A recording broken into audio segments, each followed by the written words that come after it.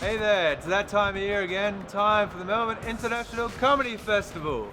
And we were lucky enough to catch up with 5 of the funniest up-and-coming comedians from around the nation. We're in a show called The Comedy Zone at Trades Hall throughout the festival. Let's go get to know them.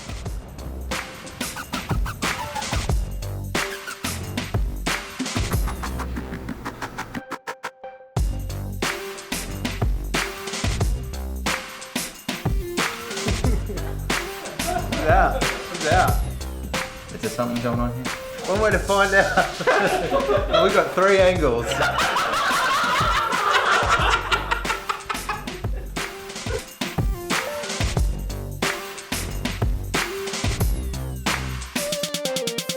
Kate, can you tell us roughly what the Comedy Zone is?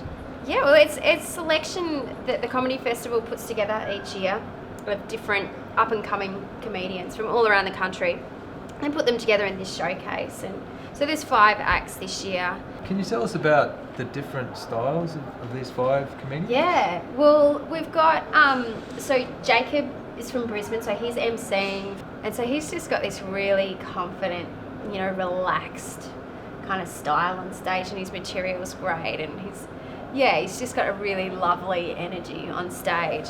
You all know what Gumtree is, right? It's not just a Brisbane thing, that is. You have the internet down here too? You've heard of it? Good, okay. It's pretty great. Not Gumtree, that's fucking volatile.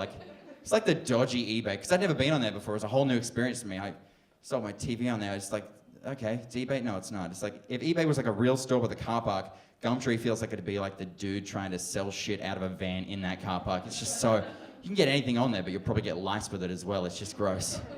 Sold my TV on there. I feel like everything you need to know can be summed up in this. I sold my television on there to a dude with the username KnifePig87. That's everything. If that's your clientele, you really got to look at who you're targeting. I feel like that's scary. Like, not only is there a guy out there calling himself Knife Pig, but he had to add numbers to his name because there's more than one apparently. Like it's an 87. I'm assuming that's a birth year, but we could be dealing with a Q. 87 knife pigs, none of which should vote or own a gun. Scary. And then Matt Ford, who did the Deadlies last year, and he did the Indigenous All-Stars show just in Adelaide. So he's quite honed. So he's really, he's really slick and confident on stage as well. I don't know if you guys can tell as well up here on the stage, but I'm a bit of a short ass. I'm a very, very tiny man. And, it's hard to feel manly when you're a tiny guy.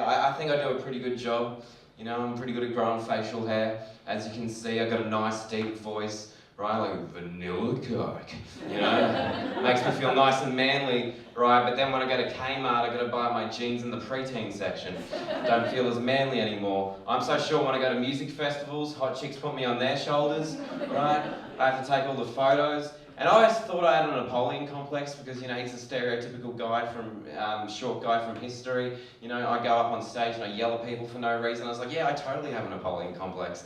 But I looked it up, I was on his Wikipedia page. Turns out Napoleon was actually 1 inch taller than me, right? Yeah. So I've just got like a Danny DeVito complex instead. And then Nina, and she's just got this really just exciting energy on stage. When she gets up there, she's just like a firecracker.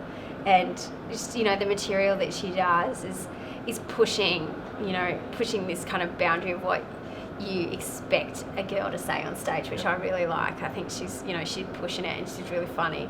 I know what I look like, right? I know I have a weird face because no one's ever told me I look like a celebrity, but upwards of 20 people have told me I look like Dory from Finding Nemo.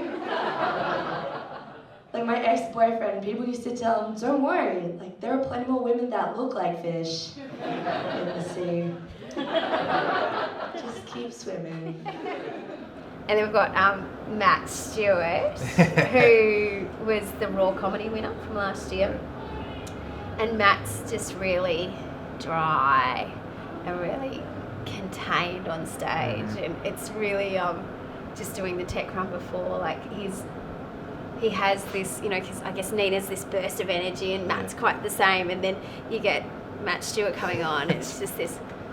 It's really nice because his comedy just washes over you, and it really it's like, and his jokes sort of sneak up on you.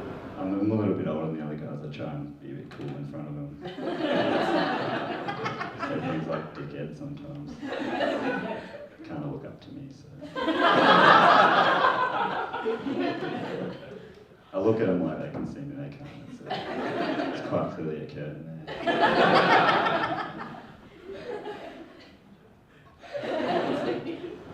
And you can't see them coming, so it's a really I really like that style of comedy just because it's so refreshing, and and he's just got some really unique timing and really unique stage persona.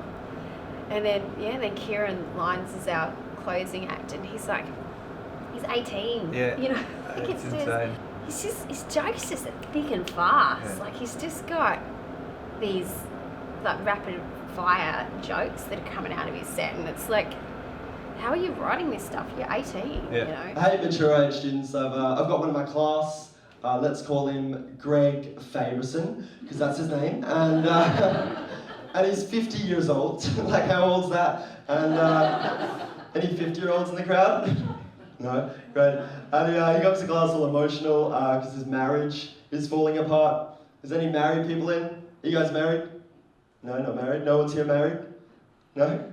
Yeah, you're married? Are you like happily married or? Yeah. That was race.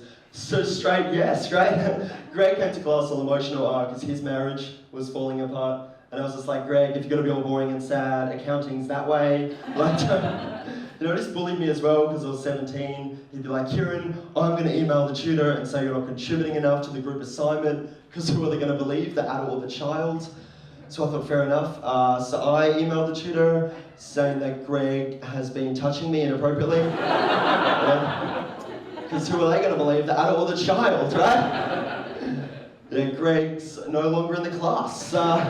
He's just a really great joke writer, and his on-stage persona, he's just this baby-faced 18-year-old. Yeah. He just, he's got this really sweet persona, but then there's this, some of the stuff that comes out of his mouth completely contradicts his on-stage presence. So it's really nice. I don't know, there's something a bit Will Anderson about him as well that, you sort of wonder where that's going to lead. Yeah. It's exciting.